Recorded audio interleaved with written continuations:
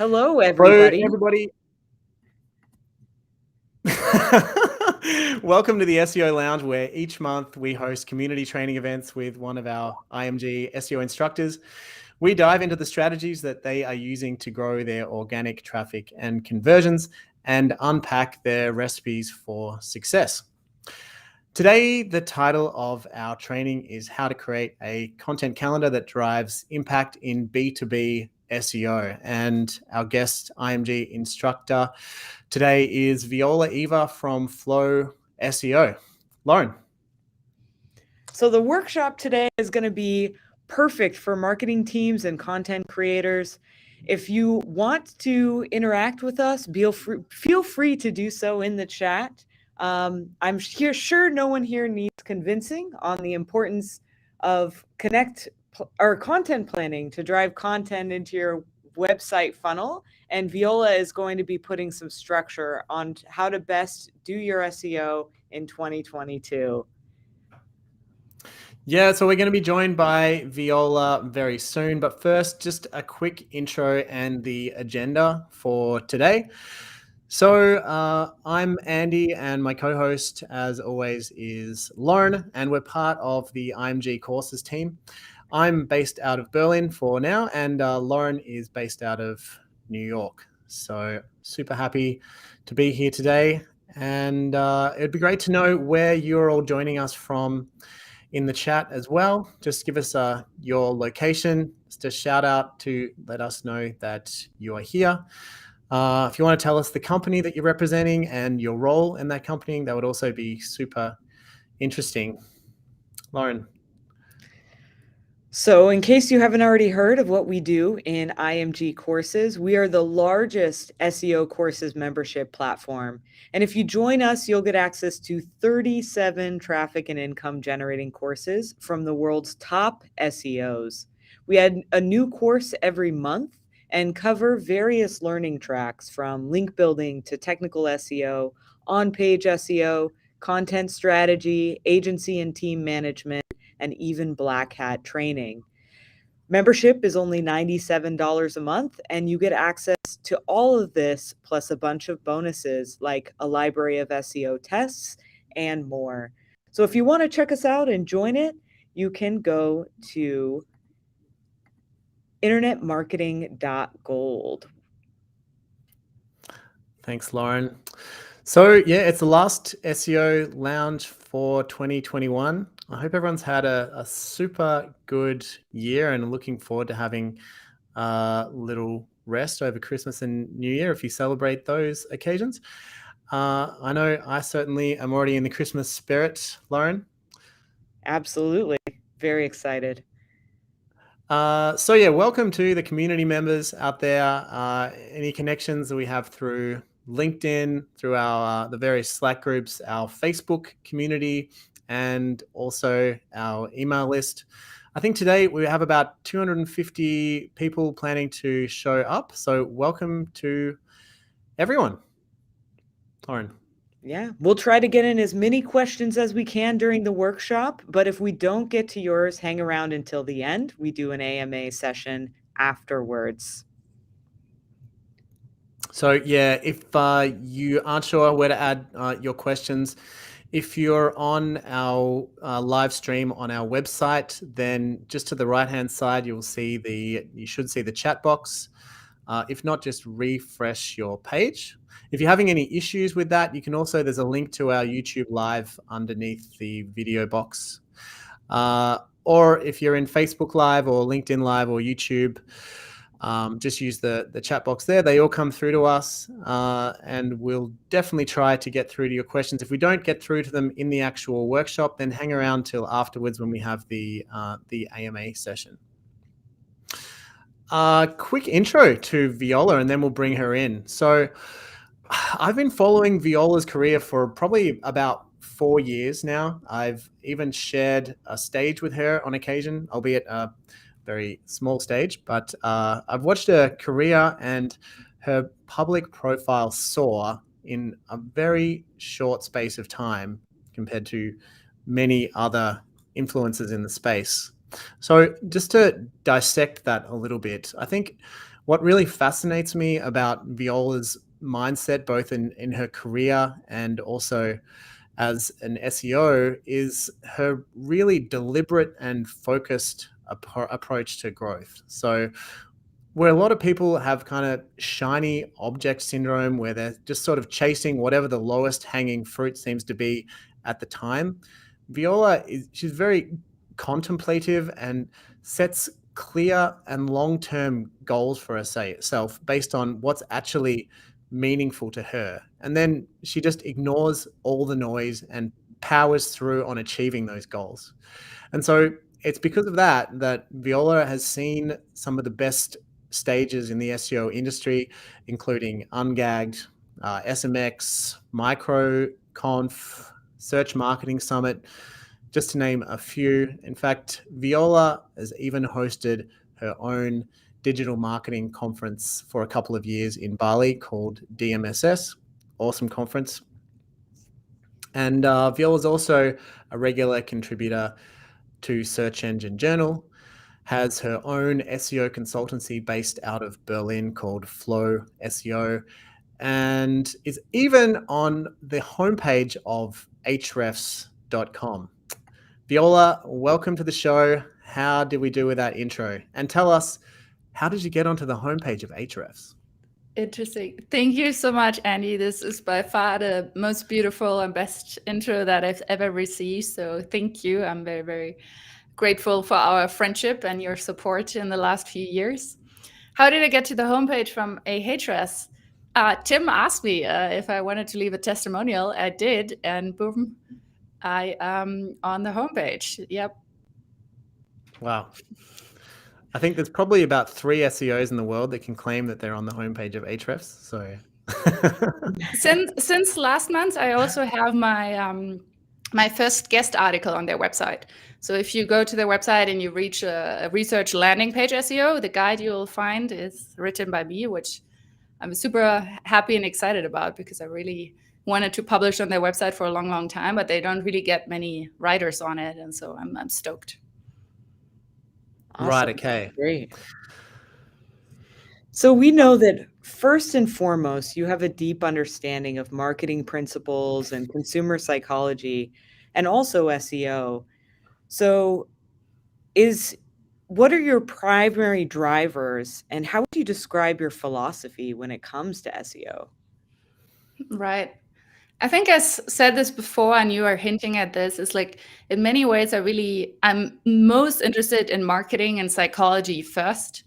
And then I'm kind of like an SEO within that context, in the sense that I'm very focused on funnels, on content strategy, on a content marketing approach to SEO. I'm probably not the best one to tell you the tiniest tweak that you can make on the far back end of your website to, improve your server load time by 0.11 seconds. Like I'm not going to know how to do this, but I'm very interested in where is the business trying to head, who are the customers or clients that they want to speak to, what are their needs behind that, and this is really what I'm most passionate about. I think like definitely content strategist SEO, and I love the psychology of like what drives people, what inspires people, what are they really trying to do. I'm very interested in the art of selling as well, and how does that work digitally. And so and in terms of passion, I would say this is really where my passions lie, and then SEO is the tool that enables me to pursue that. Great. Very good answer. Glad you approve. So tell us a little bit about your agency, Flow SEO. You've recently niched down pretty specifically with Flow SEO. Right. And I bring this up because there's this age-old argument within the agency space on whether you should kind of niche down to a really specific industry, or even like a sub niche inside of an industry, or stay kind of wide open. So I'd be interested in knowing what your approach to this was, and why you did it, and what kind of advice you can offer to other agency owners that are considering doing the same. Right. So To contextualize this, so I started Flow SEO in 2018, so we're about 3.5 years old. The core team consists of 9 people right now. If you're very strictly and you're speaking kind of like full-time equivalents, we're probably more like 7. And so this is like kind of like to contextualize the size of where we're at. And of course, when I started, it was kind of like wide open. People would come to me because they've seen me speak at conferences, or I had worked with their friends or colleagues and they would refer me. And it was very much, most of the clients came from my network. They came from my SEO workshops. And so we would have, the one thing that we never did was local SEO because I'm not so passionate about it, but we would have e-commerce clients and B2B SaaS and services and everything. And the common denominator was they were all digital businesses and they were all pretty heavily relying on content for their SEO strategy. And what I realized over time is like the company is called Flow SEO. I like to go where I find flow and inspiration. I like to do more of what's working. And so then pretty quickly, I realized that great companies to work for us are software businesses.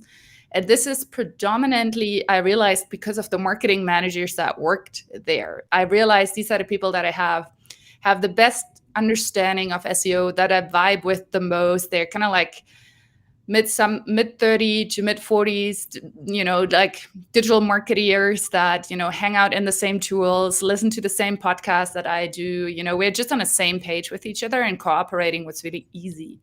And so this is when we started communicating more openly about that Flow SEO, serves software companies specifically, and more specifically, I would say like scale-ups, so companies that maybe they have 3, 4, or 5 people on their marketing team, and they're looking to get their SEO really going. And then within that, I realized like software company is not really a niche. And then we started excluding crypto, financial, very complicated AI. And that was mainly because we had a knowledge gap, and some topics are so complicated that I don't even know how to begin to do the keyword research. And so that process kept on going. And then what I started realizing is that we're getting a lot of referrals and recommendations in the space of HR tech and e-learning. And so I have a deep passion about flow. I have a deep passion about team development. I have a deep passion about leadership. And these are software companies that work in that space of employee experience, employee engagement, and so productivity, organization. And so it just came very natural that I said like, oh, I really want to work more with these companies. And it's also really important that I'm not, I'm still very relationship and network focused. And it's just kind of like where my network went, where my relationships are, where we have the best case studies. And so having that focus not only on software, but also kind of like a preference for HR tech and e-learning made sense. Wow, that's very inspirational. Speaking of inspiration, can you share 1 or 2 of your favorite SEO or digital marketing heroes? All right. Definitely. So I give you some of them that I started like following like this year, maybe, I think. There's Sandro, who from Growth Bay, who has a beautiful newsletter on Substack that I recommend to check out, Sandro Maya. A lot of people in the space of demand gen have started to follow Chris Walker in the last 2 years. He actually does not have the highest opinion of SEO, but that doesn't stop from me massively agreeing how he talks about B2B demand gen. And so I recommend checking him out, Chris Walker. And then I've met a woman in Berlin, Megan Thudium from MTC Agency, who she does content marketing for green tech, and she has a great LinkedIn as well that I recommend to follow. Oh, wow, cool. We'll have to snag those links from you and add them in Yes, the show notes. I'll add some in the chat as well. Oh, great. I've started Perfect. to do that. What was the last one? Sorry. I will add Megan as well. Oh, great. So Chris Walker, State of Demand Gen podcast, and then I will add Megan, MTC Agency. And so these are people who have been very inspired this year. Excellent. Thanks for sharing that. Yeah. So, Viola, going back to the previous question, actually, it sounds like what you did to niche down was actually kind of like a filtering out process where it was more like, who do I not fit with? Who do I not enjoy working with? Get rid of them, until you got down to and the SaaS niche where you realized that wasn't focused enough, and then it came down to what you're actually most passionate and interested in. Is that kind of the process you took? Of course. And I mean, it's also natural, right? Because in the beginning, you're starting a business, you're trying to figure yourself out. At least I took the approach. I said yes to pretty much everything in the beginning. And I started to realize, what are we good at? What are the types of companies we have the best success with? With whom am I hopping on the calls? And the calls are just interesting and inspiring, and everyone is satisfied. And so I've been trying to do more of that. But that was like, if you would have told me 3 years ago that I would end up here, I might have had a hunch if I really thoroughly thought about it, but probably not. It was a process of discovery. Yeah. And how fantastic for if you get that opportunity to grow a business in a space that you're also just really interested and passionate in, then it's going to be so much easier and more motivating every day to come to work and do what you do, right? Exactly. Yep. It is more flowy in this way. So take us through what you're actually going to be teaching in the workshop today, Viola. So I prepared a slide deck specifically for B2B keyword research and B2B content counters. And I'm going to start by talking about the 3 main challenges that we have in B2B keyword research. And then I have basically 6 types of like keyword modifiers that I think are interesting to use in the B2B context. And I'm going to show them together with examples of companies who've implemented great content following these ideas. And then I'll speak a little bit about how to make a content calendar. And I give you a sneak preview of my content calendar. And I think your team has the template somehow available for people listening right now. And so you will get the content calendar template, and you can also get a PDF with all the keyword modifiers that I'm going to be talking about. Yes, indeed. We promised it and we will deliver it. There we go. What about the course you have in IMG, Viola? The content marketing formula. Could you give us a really quick rundown of what's in that for anyone outside of the IMG community that hasn't actually taken the course yet? Right. So content marketing formula is basically a framework to marry your SEO with content marketing. And we talk about like why SEO and content marketing are such powerful partnerships, how to create really interesting and unique content. I think as SEOs, we tend to rely a little bit on listicles, maybe too much. And I don't know if we need the next 33 tips of something. And so we talk about different types of content to create. We talk about matching call to actions so that you drive conversion. And I think it's really good if you have a big keyword focus or a big technical SEO focus. I think it will walk you a little bit through the psychology of content marketing and how you can apply that to your SEO strategies. Right. There's one thing I really like in that course, which is these 4 or so content templates for various types of content and how to actually build out those various types, starting with your intro, the main body, and how each of them is actually kind of different. It's something that I've used a bunch of times with our own content planning to actually work out when I've got an idea, what piece of content is actually going to work best for this idea.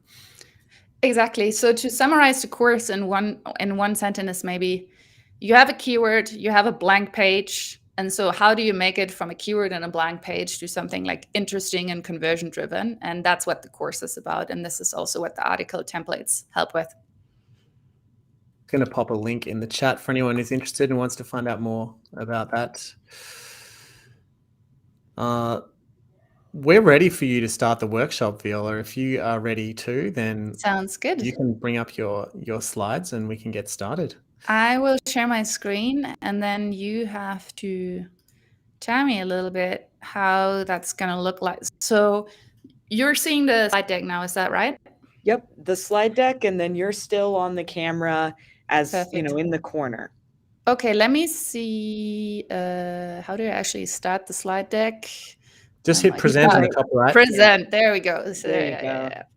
Okay, so I can't see you anymore. And so Lauren, Andy, when you see questions in the chat, if you can just interrupt me and tell me the questions, that would be awesome.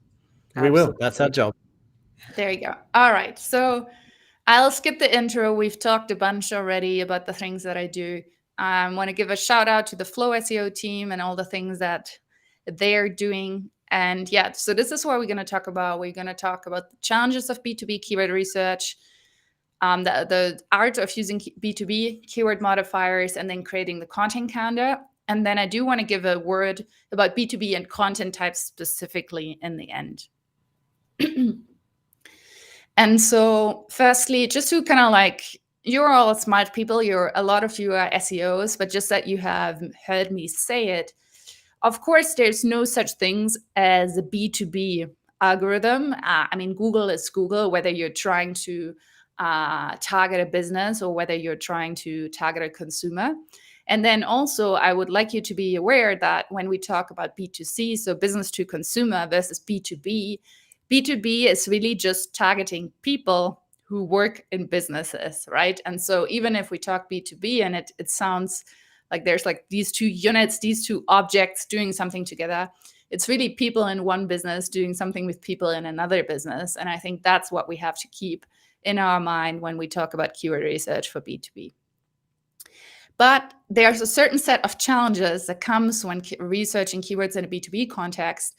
And one is targeting the right audience. The second one is the low search volume. And the third one are small keyword databases. And to talk about the first one a bit, right? So number one, you want to make sure that you're actually talking to people that are researching within a work context and making a work decision, right? And so the first big challenge that we have is we need to understand, are even the right type of people are going to type that keyword? And then secondly, in a B2B context, if we talk about software sales, right, and someone implementing a new software tool in their company, they might be implementing a new tool for email productivity or for goal setting or for knowledge management, right? An entire organization might be affected, but it also could mean that the executives making the decision and the people actually using the tool might be two different people, right? And so there might be a decision to start using a new tech stack on an executive level, but then the marketing manager, using it in their day-to-day practice is a different person. And we have to figure out, what do all of these people want and need? What are they trying to achieve? And then also, when is the right moment when they're making a decision, right? And how can you know that people are getting ready to make a decision? And so at the very basic level, we need to be super clear about what is the type of business that we're targeting, right? Are they corporate? Are they enterprise level? Are they SME? Are they startups? Which country are they based in? What are their industries? Because otherwise you end up with very short head keywords that you might have a lot of search traffic, but you're not getting the right people in the right moment when they're trying to make a decision. Then, like I said, what role are you targeting? And then also, what challenges do the decision makers have in that moment? It's like, are they trying to save money? Are they trying to be more effective? Are they trying to increase team output? Are they trying to make more sales? And what is kind of like the context in which someone would go about making a purchasing decision? And then also, who are your main competitors? And I like to think about that always from two angles. It's like, one, who are your product competitors? So who offers a similar product, a similar solution to you? So in this case, in my case, I'm offering SEO services. There might be other companies such as Andy's also offering SEO services. So we are, quote unquote, competitors on a product level, but then also who are your competitors on an SEO level? Like who is going after the same keywords that you are going after? And so, for example, in the HR tech space, there's a great website, People Managing People, that they are not a software company, but they're trying to rank for a lot of HR tech related keywords. Performance management software guide for purchasing performance management software. So even though they are not selling the product, they're not selling the solution, they're still going after the same keywords that you are going after. And so you want to be really clear who those people are as well. The second challenge in B2B is low search volume. And I made a screenshot here from a keyword research, and we can see there's some stuff related to like change management tools and performance management, employee engagement software. And you can see that some of the broader terms like OKR software, still 300 people are looking for it, or change management software, maybe 500 people. But then, for example, when we go into corporate performance management software, there's only 60 people per month looking for it. Best OKR management software, 10 people per month. And so we just have to be conscious that the more targeted we get, pretty quickly search volume trails off. And very, very often you're going to find keywords that have 0, 10, or 20 searches in your keyword research. And it just means thinking differently about what success looks like. If you're going after some of these keywords, you might not be tripling the traffic in a year. But what you have the opportunity is get in front of the right eyes of the right people at the right time. And so I think it's a lot more thinking about leads, MQLs, SQLs, than it is thinking purely about traffic, because with some of these really targeted keywords, the traffic is going to be super, super low. One good news is more often than not, the traffic is though higher than the SEO tools report. And so I encourage you to look at Ahrefs, SEMrush, Google Ads, Keyword Planner, and any other tools that you have. Basically, do your keyword research and then put the list of keywords into all tools that you have available, because you will see that the numbers vary quite a bit for these low search volume keywords. And SEMrush might tell you there's 100 searches. Ahrefs might tell you there's 20 searches. And so you want to compare a little bit across tools. And then lastly, somehow these keyword tools are sometimes not very good at estimating B2B search trends. And so I've seen it that the tools tell me there's 20 searches per month, but I see in Search Console that we're getting literally thousands of visitors a month for that keyword. And so it also takes a little bit of experience of realizing when might the SEO tools actually be off. And yeah, I think the main learning here is like, don't get scared of low search volume. Don't think that you're the only one. It happens almost always in the B2B context that search volume looks pretty low. Viola, I'm curious about zero volume search terms within Ahrefs, SEMrush, other keyword tools. Now, the keywords got into their database. You know, they don't have every single combination of words that exists. What's your experience been with, do you ignore zero search volume necessarily, or can they work their way in? And then when you test them, you often find that that's not the case. Yeah, so it depends, of course. So one, if Ahrefs gives me a 0, the second thing I would do is like put it into SEMrush, put it into Google Ads Keyword Planner and see if it's also 0. So double checking is the first thing.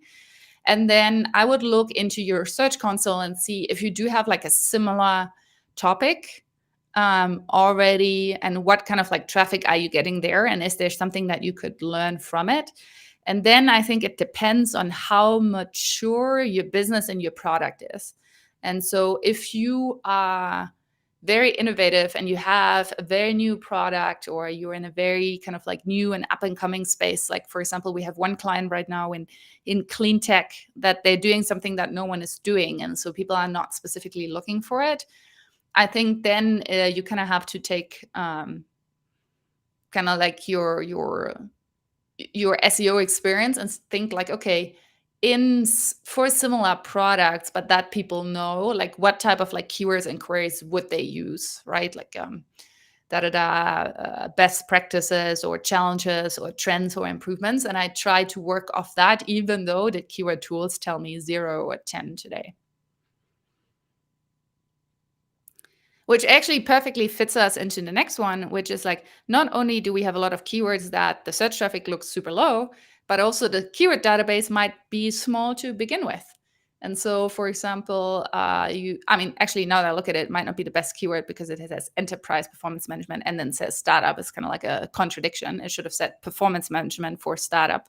But typically, when we go into a B2B context, we start, oftentimes we get 0 results or 1 result in the keyword databases. And again, I think the most important thing is using several tools to circumvent that. And then the other thing is like not getting scared if for another feature or another product or a similar product, you know that the keywords and traffic exist. I would probably future-proof myself and feed that into my content strategy anyways, even though the keyword is not there yet. So yeah, excuse me for the screenshot. It definitely needs to say performance management for startup here. I'll forgive you. Oh, I have I got a question quickly, if I can jump in. Now, maybe this is something you're going to cover I feel like this is something you're going to go into anyway. Raymond has a question. How do you use the keyword software tools in relation to the topics? For instance, management. How do you build your topical silos? And will you give an example of that? Yes, let's look at some keywords. But basically, so I have a slide on silos in the back, but basically, so the way I think about it is, what are our core products? What are the core features? And so within that, what are our, let's say, like 3 or 4 main topics that the website talks about? And so it could be a performance management or communication, employee experience, and you figure out what are the main silos, and then basically you work off these silos into the details. And the way to go detailed is, I play with a lot of different like keyword modifiers and keyword tools, and I'll show you some of the ideas that I have here. Great. All right. Step 1, you have your 3 or 4 main silos. Step 1, and you don't have to write this down. We have a PDF for this. Step 1 is like uncover your bottom of the funnel keywords. And so this is an interesting one because obviously bottom of the funnel keywords, transactional keywords, people raising their hand, these will be typically keywords that will be the most competitive, right? If you think about project management software, even enterprise project management software, there's a lot of players going after these keywords. There's your competitors, there's G2, there's Trustpilot, and all these. However, because they're so core to your business, I would always try to find a home for them first and figure out, are they on a landing page? Are they on a buying guide? Where are they going? And so you want to avoid also like pouring water into a leaking bucket. And so make sure you know where your transactional keywords live, even if you know it will be a long-term play to rank for them. And so here's a few keywords that typically speak at B2B intent. So a consumer will often say buy or cheap or online or under $200. And here's a few keywords that are typically used in a B2B context. And so there's a RFP, that's a good keyword. Then in general, everything that is procurement, vendors, providers. In my experience, that language, RFP, procurement, vendors, providers, is used by more enterprise and corporate companies to look for suppliers. Then obviously you want to use, on the software context, you want to use product modifiers such as like software tools, solution, system, platforms. And I think here, again, it's interesting to think about what has B2B versus a B2C intent. And I think oftentimes the word app speaks to consumers. And so if we think, for example, to-do list app, I'm assuming that's a private person trying to organize their private projects and their shopping list. Well, if someone types in like project management solution, for me, that sounds much more like someone who's organizing their team, who's in a more established company. And then exactly, so here I have made a screenshot here. So for example, this is optimized for the keyword employee experience platform, employee experience solution. And you can see, right, is and an employee experience platform will provide your staff with exactly what they need, when they need it, whatever they do within your enterprise. And so already that like platform solution keyword is mapped to a language on the landing page that speaks to enterprise. It doesn't speak to small teams. It doesn't speak to startups. And you can also see that the case study here is Shell, which is enterprise. And so I just pulled a screenshot here. They're starting to rank for that page, kind of like low, page 1, page 2, and they're starting to improve. And again, I just highlighted the search volume again, just that you don't feel alone in the fact that these search volumes are low. And then I think exactly here, I manage people managing people, and they have a different keyword, which is like choosing the right performance management system, which I'll jump back. It's one of the ideas here. It's like buying guides, how to choose a CRM, how to choose a project management system. And so that typically is going to be a long form blog post guide, whilst these ones are probably more your feature pages, your product pages, your sales pages, if you see other landing pages on page 1. And then just a few nice ones to think about for bottom of the funnel keywords is these competitor name plus alternative, right? So Microsoft Team alternative, Asana alternative. Even better when you know if people compare you directly. I've been doing Andy and I did a webinar on Asana and Trello. And then later I did some research into Monday. And interestingly enough, Asana alternative has less search volume than Asana versus Monday. And so don't be afraid to see specifically if you're being compared to your competitors and if you can create a good page about that. And then lastly, obviously, you also want to consider ranking for your branded review terms instead of leaving it all up to G2 and Trustpilot. Viola, I've got a question. Yes. Based on the previous slide there. And I'm actually asking this for my own personal interest because I'm dealing with a new client in the software innovation space who is they're in an area which, because it's innovative, there's no one that's actually done it before. Yep. So when we're talking bottom of funnel target terms, how do you deal with kind of bottom of funnel stuff when there's really not the historical data out there, and there's not really, I guess, there's not phrases that have been coined for what they're doing just yet? Right. I think the first thing I would think about is like, is there already? This for me sounds like category creation, right? Like they're solving a problem in a new way with a language that people don't have, and they're creating a new category. And so I think the first question would be like, how do they describe themselves? Like, what are the crucial terms? And then I would probably preemptively start writing a few landing pages and guides around those terms, even though no one is using them yet. But I want to be one of the first ones to rank once people start using it. And then I probably, if there's no like obvious bottom of funnel keyword, I would go more into that competitor space and see what solutions are people currently using and where are they falling short. Like what are maybe like features or problems that a competitor cannot solve and that people might be looking for, and see if you can find any search volume related to that. Great answer. There you go. All right. Yep. Performance management system we've talked about, and performance management system. But yeah, I just wanted to show that again here, how the search volume trails off pretty quickly. Okay. And so this one, I've kind of like I've already hinted at is focus on the right type of business, right? And so I think in most cases, if you're in an right, what Annie's talking about is like category creation, category design. If you're in an established category and you're a new tool coming up now, you're probably not going to rank for project management software tomorrow, because there's established players there. But what you can focus on is like the right type of business. And again, this goes back to search volume trails off, but lead quality might be better, which is are you corporate or enterprise? Are you SME or small business? Are you maybe for online businesses specifically?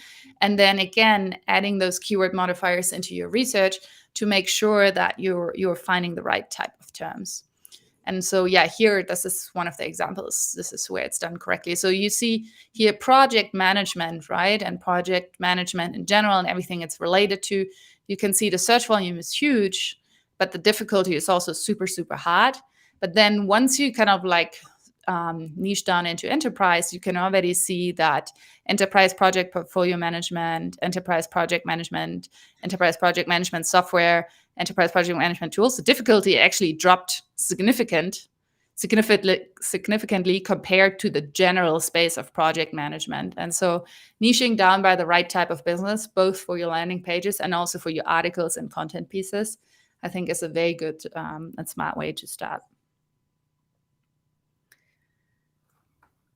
Yep, and here's another example where I used the keyword modifier corporate for the term travel management, and then you can see, okay, that main term is maybe still doable. Then these ones where people are looking for companies are starting to get pretty hard, corporate travel management companies.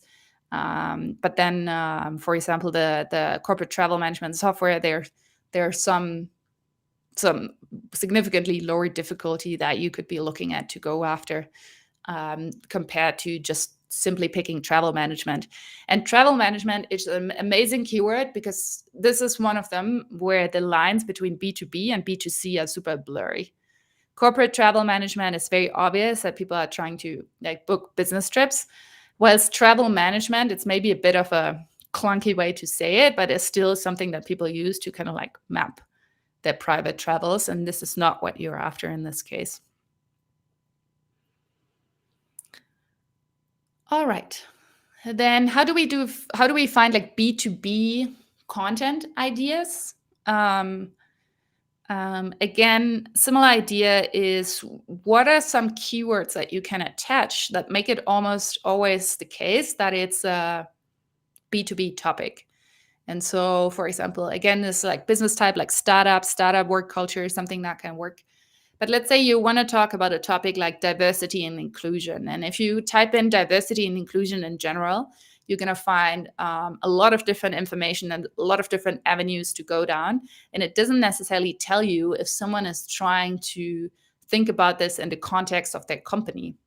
However, if you add in the workplace, then again, you're back to their business problems and the things that they're trying to solve in their business. And so in the workplace, it's a nice and easy modifier to take something that might be a B2C topic into a B2B context.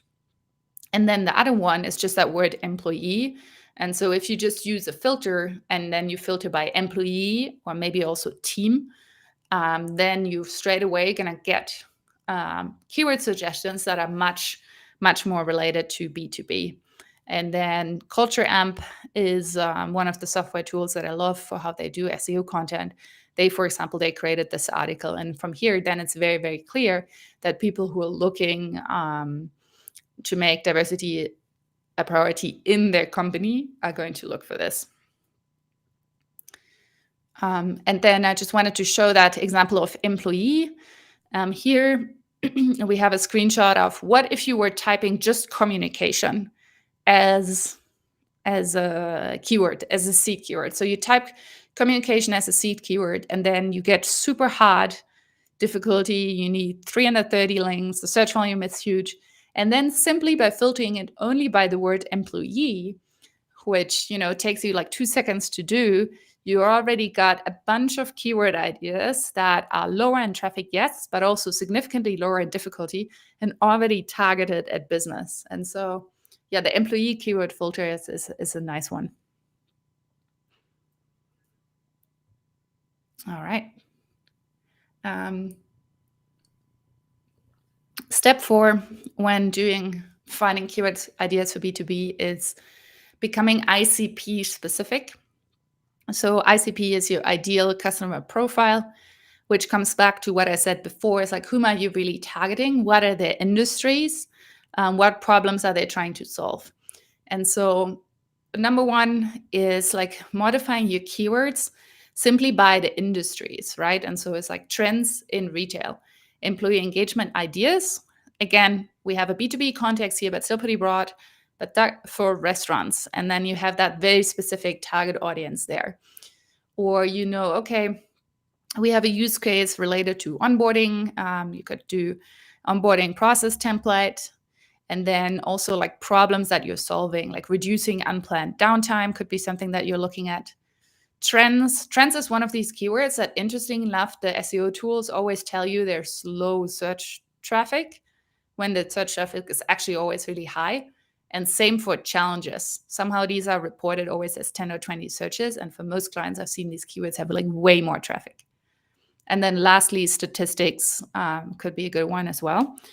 And here's an example for how we've done it for a client, which they want to attract people in manufacturing. And you can see, right, 4 tips for growing manufacturing companies, how to develop an effective manufacturing training program, manufacturing industry trends, 10 ways to increase productivity in manufacturing. You're starting to get the idea is that you want to make your content ICP specific. Tip 5, spying on your competitors. I think most SEOs do that. I like the following reports on Ahrefs: top pages and best by links. And I cannot believe that Ahrefs put the top pages, which was so clean, so simple, into the legacy report now and doesn't want you to use it as much anymore. It's been my favorite report. Still using it. You can still find it in the bottom left corner of Ahrefs, and they do have a newer top pages report. It's just a lot busier. I love the old top pages report for the simplicity to get a quick overview. I think it's better than the SEMrush one as well. The SEMrush actually make you upgrade to get top pages now. Right. Yeah, that's a pity because top pages is my favorite, even over keyword report. Like if I'm looking to understand a site, I always look at top pages because, I mean, a good performing page can rank for 200 keywords. And so the organic keyword report is very bloated, to get a quick overview. And so I love the top pages report. Yeah, me too. Viola, before we continue, I got a quick question. You mind if I jump in? This one's from John. Let me just bring it up here. I've got to add some context to this. So John has got a client in the software space. They work with hospitals. Mm-hmm. And the client is not convinced that their target audience use Google to do their research for solutions. So John is trying to figure out whether he should prove that they are using Google before investing in SEO by running a PPC campaign. Is this something that you do or recommend?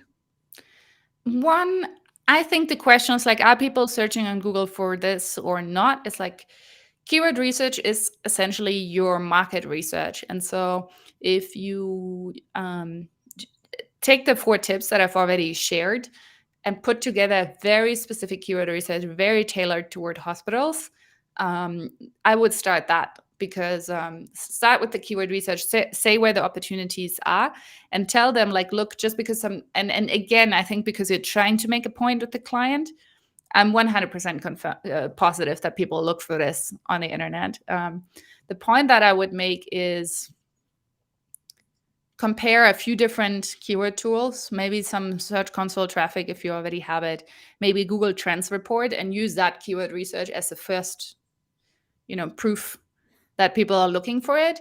I personally don't really, because we only offer Google Ads additionally to SEO, but I love the approach of testing keywords and ideas on Google Ads first before going into SEO. And then lastly, if you do the keyword research and you find yourself being convinced that people don't Google for this, then you turn to Chris Walker and the State of Demand Gen podcast. But I'm very confident that people are looking for this and that you can find some keywords and you can start building an argument from there. And I'm also very confident on this because one of my clients has an audience that is hospitals. And so I know that there is search traffic for hospital-related terms. Go for it.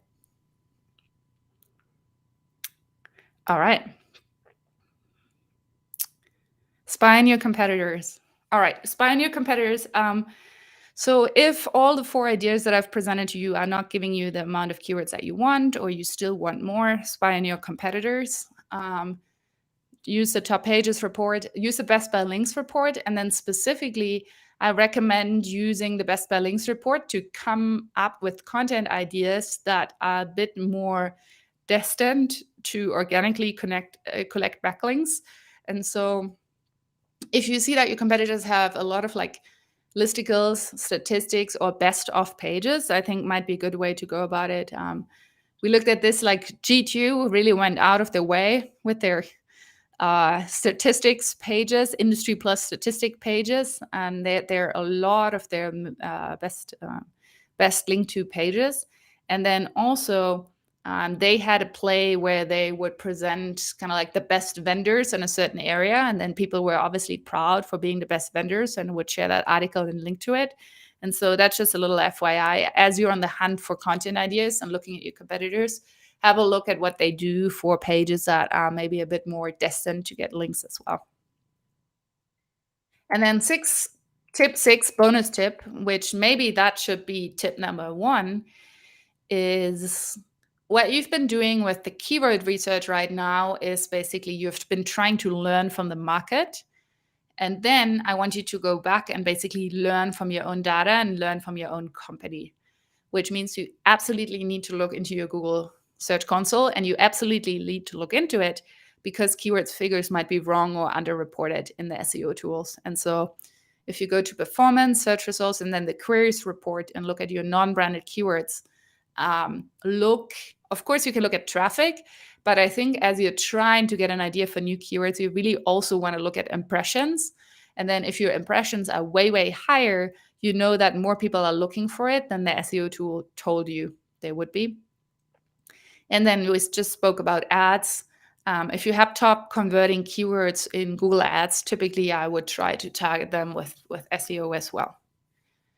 And then the other tip is if your site has an internal search function, you do want to see what are the questions and keywords that people type in your internal search function, and use that to seed keyword ideas as well, and also to get an idea for how many people really want that, no matter what the SEO tools, told you the search traffic is. And now, you're gonna get this PDF with all these modifiers to look at afterwards. Now I was doing a wordplay. It's like we're unlocking keyword gold. Oh, nice. I see what you did there. I see, yeah. We are unlocking keyword gold. And this goes back to not getting too tied up into the SEO tools because, again, small data set, small search volume. Your best source for phenomenal keywords is sales and customer success because they do talk with your ideal customers. They understand their needs more deeply and better than Quora and Reddit ever will. And I think that's a big difference because Quora and Reddit, they're amazing platforms. And I'm sure in a B2C context, you can get the most amazing keyword ideas. In a B2B context, I do think it's a bit different and you really want to talk to your sales and customer success.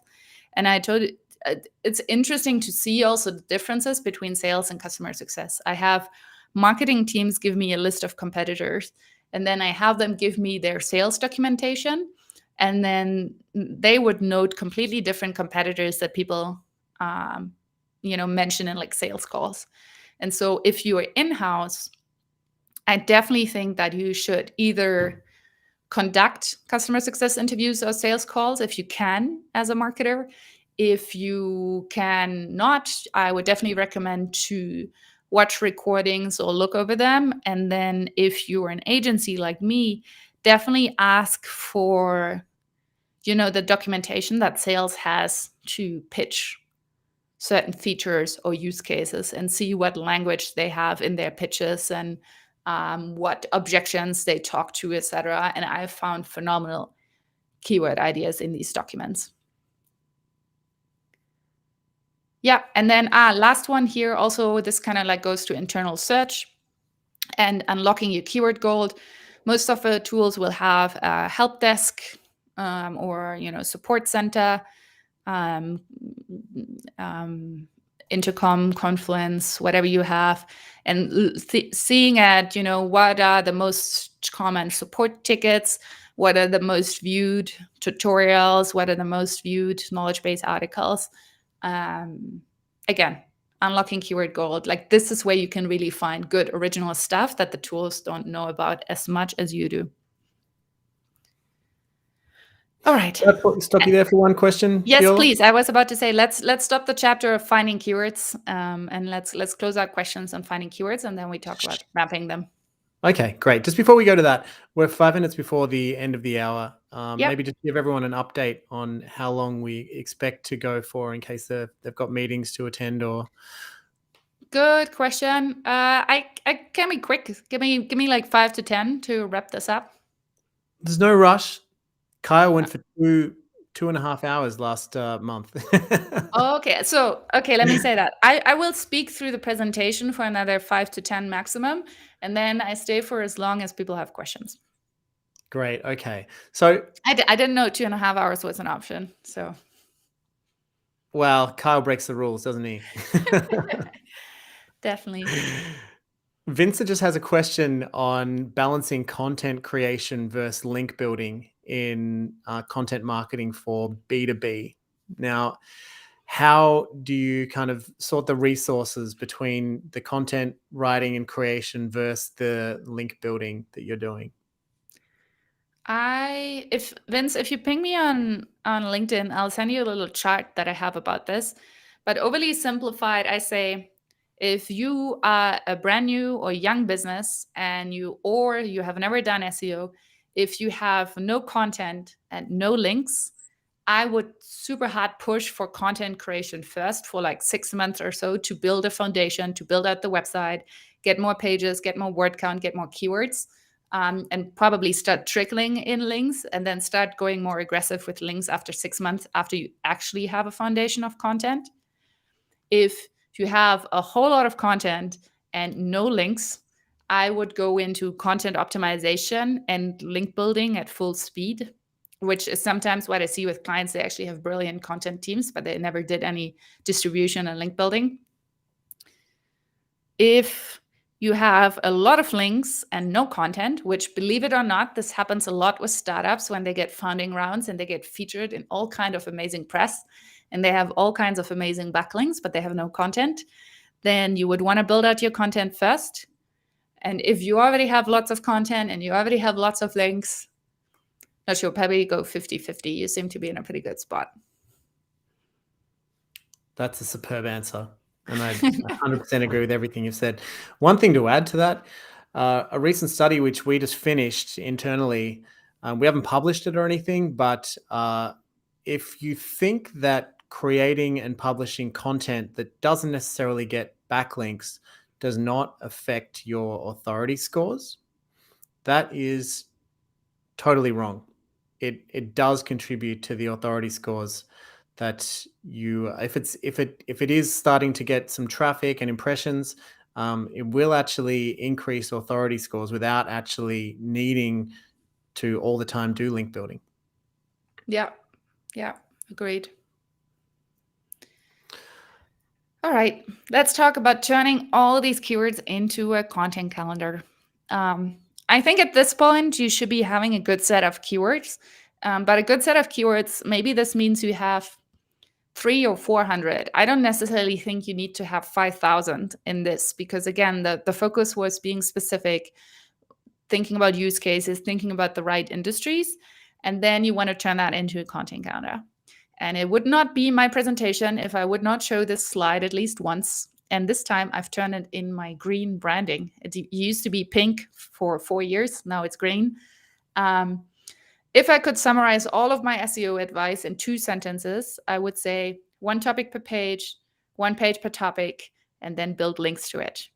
And what I mean by that is, like, after you have your entire universe of keywords, you want to be very precise in figuring out where in my website do these pieces fit.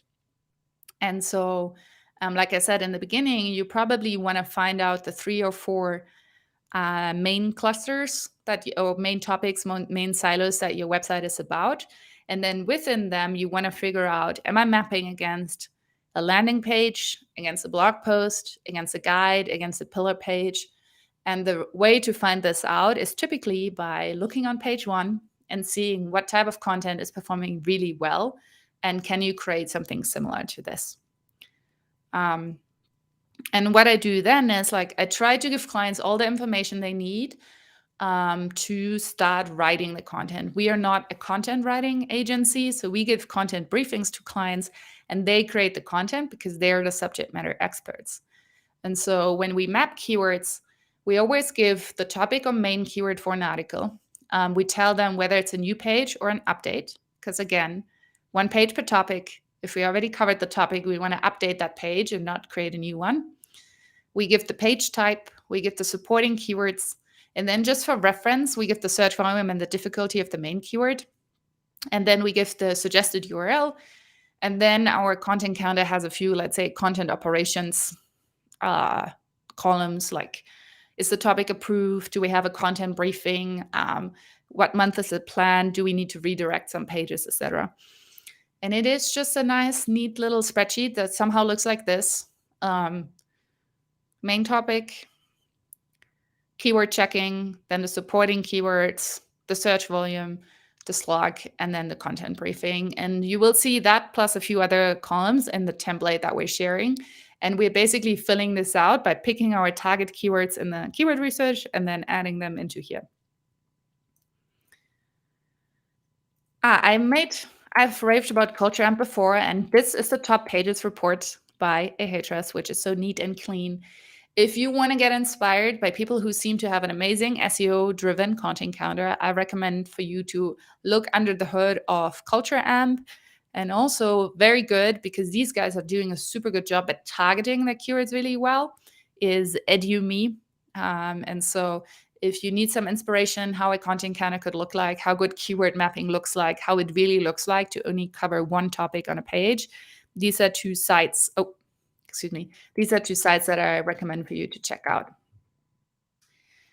And because I said there's not that much kind of like slides left, I wanted to give one final word on content types. And this goes back to knowing your target audience. And you have to be aware that when you're creating content, content can either have tactical value or strategic value. So tactical value is often when we have a very product-led marketing strategy. And so, for example, Ahrefs, they will have a guide about keyword research, and then they will show you in the guide how to do keyword research. So tactical content is usually guides, tutorials, how-tos, manuals, and it's usually made for the people implementing it, for the people working with the software, working with the product. And it shows them how to do their job faster, more efficient.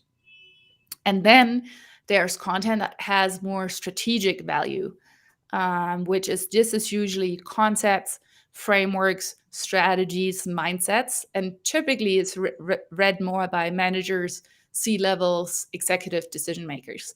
And this is a concept called the content value curve, which is from Animals, which is a great content marketing agency that I recommend for you to check out.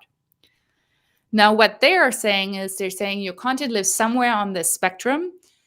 And they say on the top of the spectrum, it's kind of like the counter narratives, thought leadership content with high strategic value. And then you can see how it kind of like trails off. And then on the bottom, very, very tactical, you find your standard SEO content. And so if you remember again, it's like we're trying to also reach decision makers who, are trying to make impactful decisions for the business, who are trying to implement new processes. Tactical content is probably not going to do the trick. And so I love Animals. I love the content value curve, but I really want to challenge you on the fact that SEOs always have to write tactical content. I don't think this is true. I think you can very well write thought leadership content. And in fact, you should if you want to win in a B2B context. And I really think the counter narrative is the best way to go about it. So instead of writing the millions, how to optimize your image alt text, write an article, say optimizing your image alt text is a waste of time. And, clean up with industry truisms, clean up with the same thing that everyone is always saying. Your SEO content can have and should have an opinion if you want to make an impact for B2B decision makers. And so this means that for some of these keywords that have a strategic search intent, you do want to present a counter-narrative opinion if you have one. And so I leave you with this. I don't think thought leadership content, SEO content are a contradiction. I think if you want to win in B2B, if you want to win over decision makers, they have to marry. Otherwise, you're just one of those things where people go find a tip and forget you, and they will never make that purchasing decision, or they will never remember you when they're ready to make a purchasing decision. And with that, we're at the end of the slides. We're going to keep chatting and answering questions. Please say hello either on LinkedIn or via email. This is my real email. I'll answer all of my emails. And then check out our blog. I feel like we've been really stepping up our writing content on the blog game. And so I would love to see you on the Flow SEO blog. And now I will try to come back to actually seeing you, Andy and Lauren. Lauren is gone. Didn't even realize it. See, I haven't seen you Lauren, in an hour. yeah. Lauren, I'm not sure if she's going to be back. It's possible. Otherwise, it's just the two of us now. Perfect. I see you again, Andy. Let's go. Let's see. Terry, I can see you in there as always. Thank you for joining. And Terry Powell, one of our IMG members, longtime members, and he is actually running an Ask the Expert or an office hours in the next week or two. He's going to be running them regularly now in the community, I think. So looking forward to that, Terry. Hey, Viola, I'm actually interested in looking at your blog. I don't know if you want to share your screen and showing us if you have any examples in there of strategic content rather than tactical content, and how that's actually going for you. Right. Because to me, this is a big innovation for SEO content. Because you're right, it's not usually what we are taught to focus on. Let's see. All right, I'll try to share my screen again. So, let's say very, very tactical, right? Can I put on the screen share? Oh, yeah. Are you not seeing my screen? There we are. Perfect. So this is very tactical, right? How to optimize your seasonal content to rank better. This is what you think is like a classic SEO post, right? It's like, it's obviously holiday season, what is seasonal content? Make sure it all sits on the same URL. And then it's like tip, update the content, add relevant keywords. This is very tactical, right? Another SEO would read this. Yes, you can contact me. But then I think, for example, this one, the state of content AI, this is a topic that I think goes more in strategic direction. And the reason why we wrote this article is because we had a couple of clients that wanted to play with content AI tools, and we're trying to understand where does it fit into our strategy.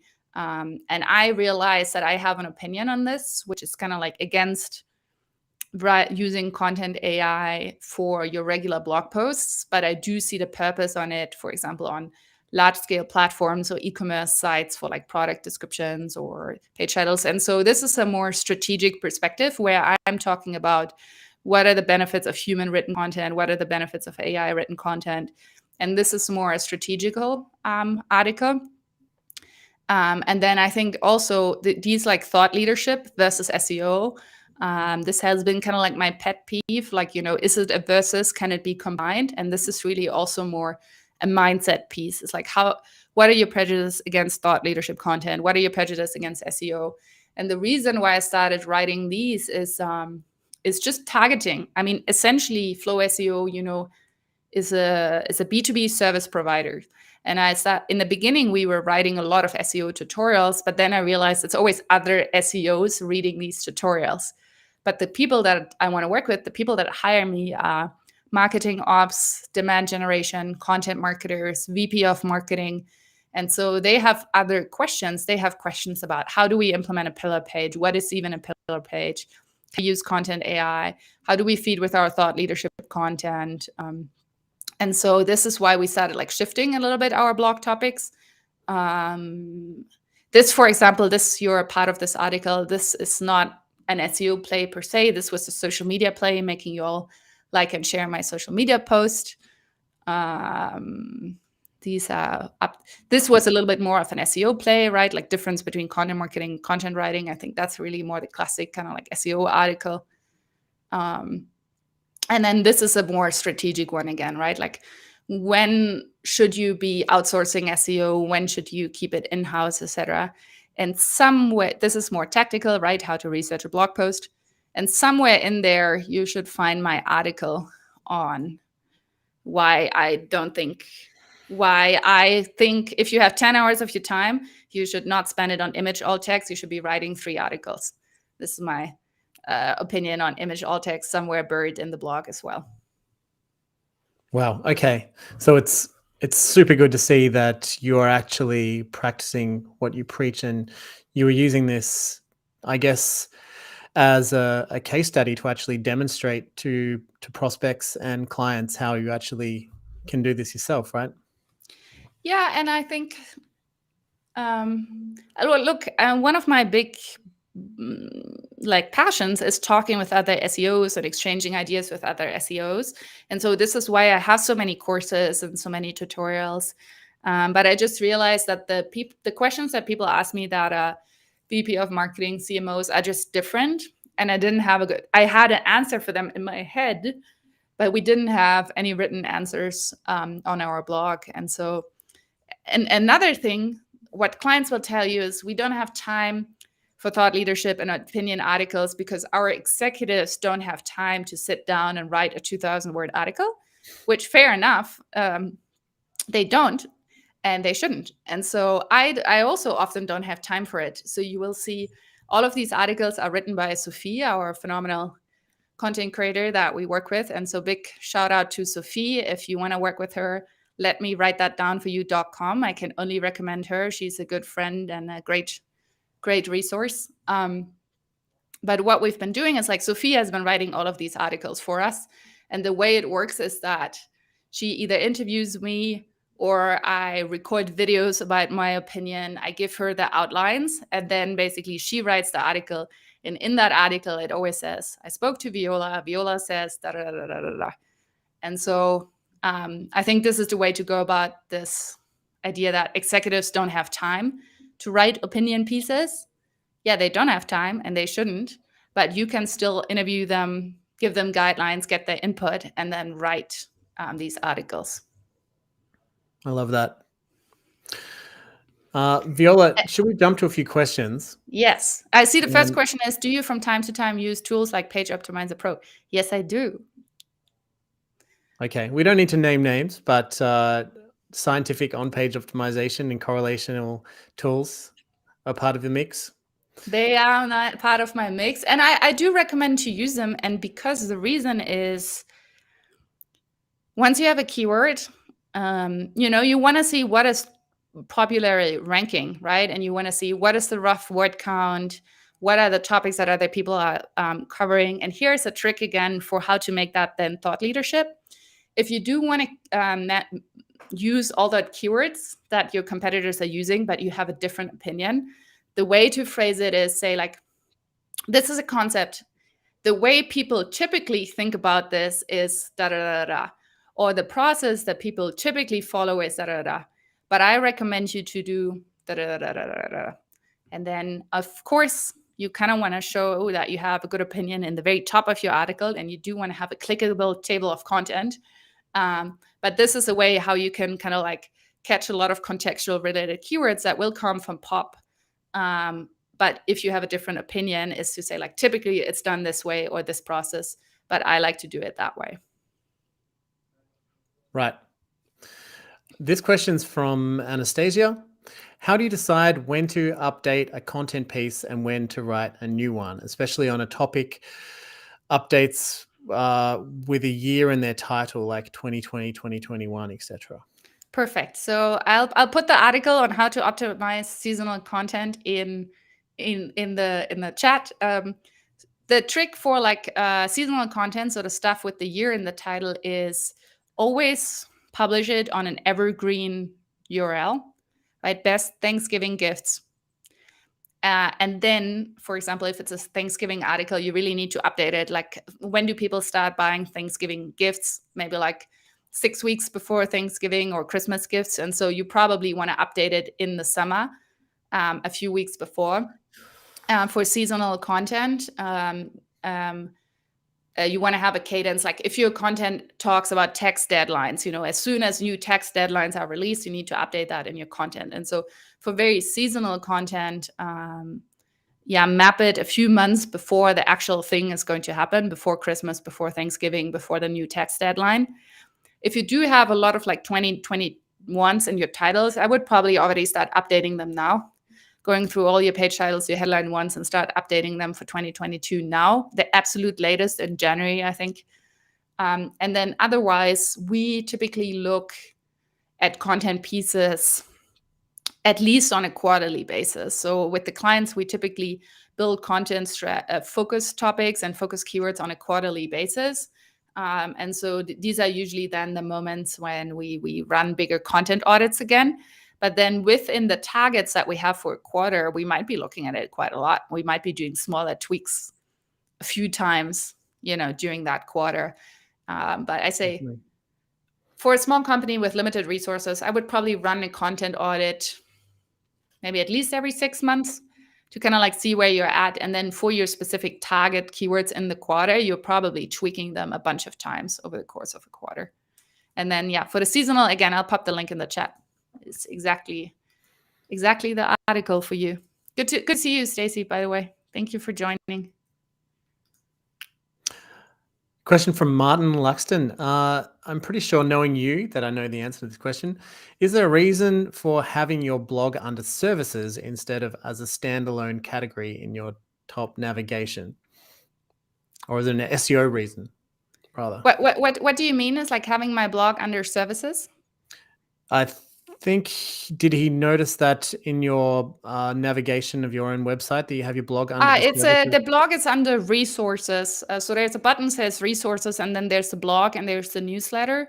And then I do have Flow SEO /blog. What I do have, which is maybe this is what you mean, is I have flowseo.com/SEO/blog title, and I have Flow SEO/business/blog title. So I have the blog category in the URL for my blog posts, which is just when I set up the website. Originally, I did a very strict kind of like URL-based siloing, but my website only has 2 silos, SEO and business. And you will see that 90% of the content that we write is under SEO, which maybe looking at it now, I would have done it differently. But at the time, that seemed like the 2 silos to set up. And this is how it's been ever since. Got it. There's a few people asking whether they might be able to get a copy of the slides as well. Sure. If that's possible, we'll send that through in the follow-up email with the replay video tomorrow. Yeah, Andy, I'll leave that to you and your team to set that up. But you can send out the PDF or the Google Slides. Yeah. Okay. Someone, by the way, asked if my website speaks Bing, Baidu, Yandex, or only Google. I think my website doesn't even speak Google all that well. We started ranking. We've never really put deliberate ranking efforts into Flow SEO until a few months ago. And so you will see there's only a handful of articles that we rank for. And first, I started going after very long tail, very niche SEO related keywords. And then I realized even for very long tail, very niche SEO related keywords, we're not getting that much traction. And so actually our blog, Flow SEO editorial calendar, as you can see now, is much more demand gen driven than SEO driven, to be honest. And Bing, Baidu, Yandex, I have never looked at. I wouldn't even know how we're doing there, to be honest. Got a question from Ankit, and he's asking specifically about the NFT space, but I think this applies to any space which you basically are outranked by many established authority sites. And he's wanting to know how you go about creating a content plan for super competitive topics. Right. I think in general, I would kind of like go about it kind of like I outlined now, which is my go niche, go specific. And then I think in the case of something trending like NFTs specifically, I would, in my keyword research, I would enable the function for SERP features. And I would specifically try to look for keywords where there is less or no news on the top, and or Ahrefs has a score, not only search traffic, but also has a score for clicks, which kind of hints at how busy are the SERPs, how likely is that to be a zero-click search, how likely is it for people to click on a video instead of your search result. And so if I was to do the keyword research in the space that is so busy, so full of news, so full of YouTube videos, I would definitely include SERP features and that click potential in my decision making. And I would probably try to go after keywords where the SERPs are less busy first, because it's going to be really, really hard if you have so many news articles on the top constantly to try to win that over. Andy, I'm curious how you would go about it. Well, yeah, that everything you said I agree with. And I think going back to some of the strategies that you mentioned in the presentation earlier, if the pool is too big, then start looking at the little ponds inside of that pool that you can go after. So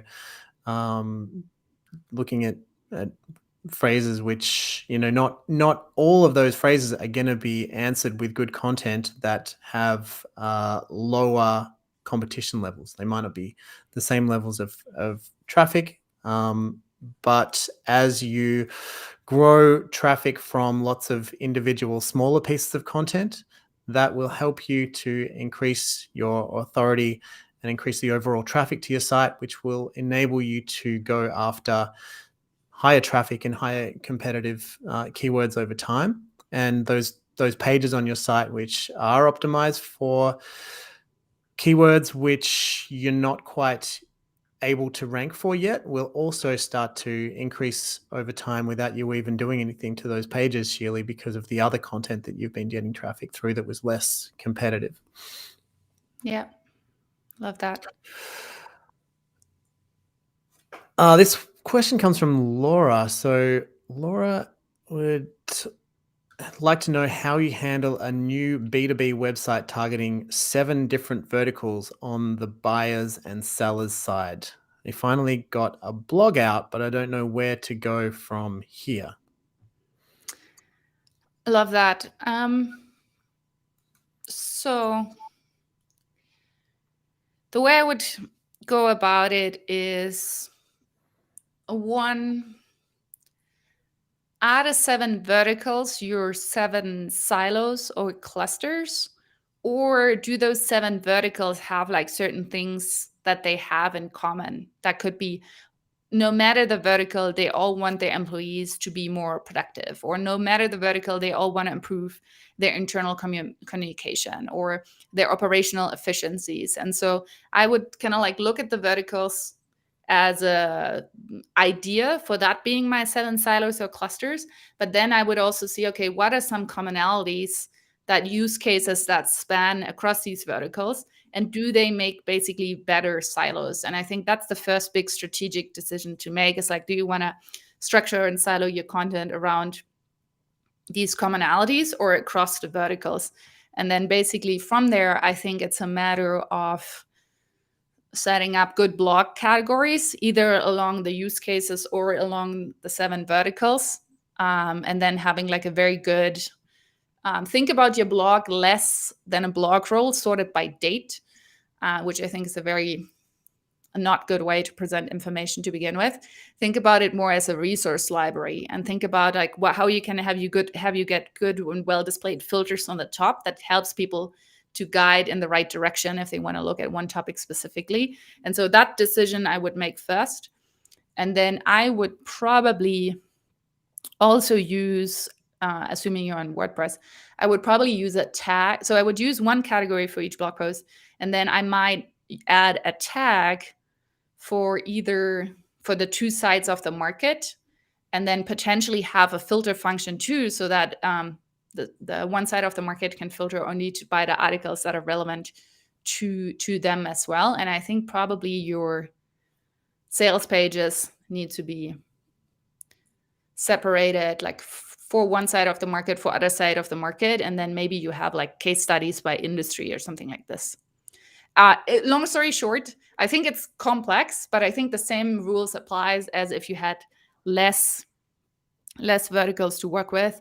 But I think thinking about your blog as a resource library, using categories really smartly, being really strict in how you use categories, and then potentially having tags to filter down by the two sides of the market, I think could be a good way to make this all a bit more user-friendly. Wow. That's a $10,000 answer right there, I think. Nice.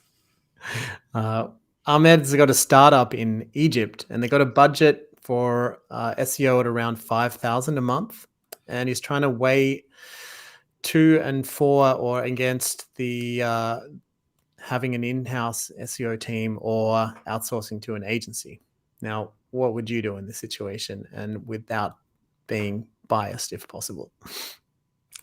Right. So the first question I would ask myself is like, are SEO and content part of your marketing DNA? And this is a term that I learned from Hannah Verbeck, who's both of our good friend and who runs the company Thrive Themes. And Thrive Themes is a company that has grown based on content marketing and video marketing. So content marketing and video marketing are at the core of their business. It's their DNA. It's what they stand for. And so they would always have that in-house. However, maybe PR or performance marketing, is not their DNA, and then they can consider having service providers for that. And so how I would think about it is like, what is your marketing DNA? Is that SEO? Is that content? Is that performance marketing? Is that kind of like account-based marketing? And then whatever is that thing that you're best at, that you stand for, that that's working, that's your main channel, I would probably have that in-house. And then the surrounding things are the ones that I would start looking at for hiring an agency. And that is one. And then B, a startup always looks for unicorn employees, which means they always look for the one that is super senior, super strategic, has a lot of experience, and can implement and get the things done and write the blog post. And these are two very different skill sets, a very strategic mindset, and then being a strong implementer.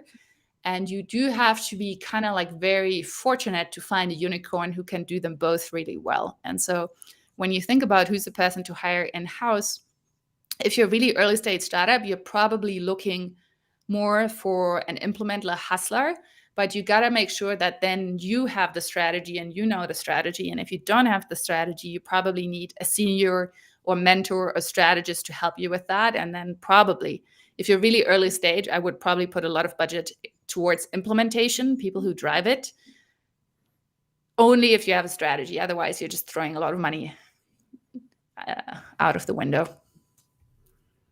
Right. So that's often how you guys are working at Flow. For instance, you mentioned that you are not creating the content, but you're driving the strategy and you're creating the templates and the outlines for the content, which it's then the responsibility of the client's teams to go and create that, right? So that's pretty much what you're talking about here, where you may not have the budget or may not be able to find those unicorns. You can have a bit of a hybrid of the two. Yeah, definitely. And I think the way to think about it is also when you think about your first marketing hires as a startup, it's like, one, what is your marketing DNA? B, you might have heard that concept of the T-shaped marketer. And so that's the marketer that's really good at one or two disciplines and then like decent at a lot of the other ones.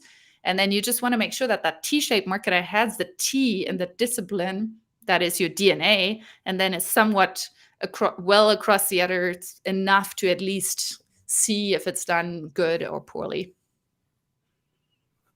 I think we're just going to take one more question. We'll try and finish on the half hour. Perfect. Sorry for anyone whose questions we didn't get time for. I'm sure Viola wouldn't mind if you do hit her up on LinkedIn with those questions afterwards. Yeah, please hit me on LinkedIn. And someone asked why my social media is not on the website, which is because Flow SEO does not really get sales from social media. And so this is why the only link that you will find is towards my LinkedIn, posting it in the chat now. So if you do want to speak on social, then this is kind of the only place where we are. So Paul is asking, any tips on keyword discovery when your topic is so niche that most tools don't provide you with any suggestions? Yeah, so I would say unlock keyword gold. Like I would say go to customer success, go to business development, go to sales. Figure out what are the common use cases and topics that people have. And then I would say take a well put together website in an established industry. Like, for example, take Culture Amp and see what are the keywords that commonly come up for them. And you will see that some stuff always comes up, which is like best practices, processes, templates, increase revenue, increase productivity, strengthen employee engagement, etc., reduce downtime, reduce cost, and then try to apply these principles to the conversation that you had with customer success and sales. And I think then you just have to make a best guess that people will start searching in your industry very similar to how they search in existing industries. And so if you take these keyword combinations that work well in existing industries and apply it to your brand new niche, probably you can build a content calendar. And then I would heavily rely on Search Console, your impressions and your clicks in Search Console to figure out if you're getting traction with this, if people are seeing your stuff, because again, the SEO tools might not have it. And lastly, I said that before, is before you think SEO tools have nothing, compare across a bunch of different tools to see if some of them have a little bit of something. Awesome advice. Okay, so I'm just going to wrap it up. Viola, stay around for another couple of minutes. But the last thing I wanted to do is just announce we had a little competition going on LinkedIn where if you tagged a friend, you go in the draw to win a free month for both you and a friend of IMG courses. That is valued at $194. We have 2 winners. If you are online right now, then give us a holler and say, hey, otherwise we'll be in touch. Now, the first winner is Chris Koronowski. He is, I believe, a consultant. Yeah, he's my favorite.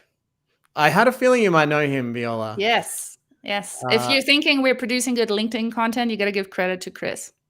Okay. So he's won a free month of IMG and he tagged Matt Tracy. And he's doing marketing automations and consulting. And he's at Symbios Growth Automation. So shout out to those guys. We'll be in touch and give you a couple of promo codes so you can get into IMG courses for a month for free.